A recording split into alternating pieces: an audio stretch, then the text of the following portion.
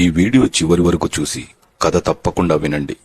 ఒక అడవిలో చెట్టు పైన కోతులు నివసిస్తుండగా ఆ చెట్టు కింద తల్లి పులి పిల్లల్ని వదిలేసి వేటకు వెళ్ళగా వాటిని తినడానికి వచ్చిన పొడవైన కొండ చిలువ పులి కూనలకు దగ్గరగా చేరుతుండగా చూసిన కోతి ఆ పిల్లలను రక్షించాలని ఆ తల్లి పులికి వినపడేలాగా శబ్దాలు చేస్తూ చెట్ల కొమ్మలు ఊపుతూ శబ్దం చేయగా అది గమనించిన పులి పిల్లల దగ్గరకు చేరుకొని కొండ చిలువను అక్కడి నుంచి తరిమేసి పిల్లలను రక్షించుకుంది.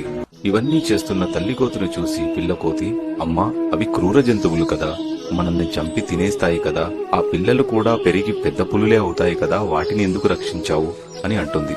అప్పుడు ఆ తల్లి కోతి, బాబు, ఆ క్షణంలో నేను సాయం చేస్తుంది శత్రువుకా మిత్రువుకా అని చూడకుండా కేవలం తల్లిలా ఆలోచించి మరో తల్లికి కడుపు కోత ఉండకూడదని సాయం చేశాను అని అంటుంది. సరిగ్గా ఇలాగే మనుషుల్లో కూడా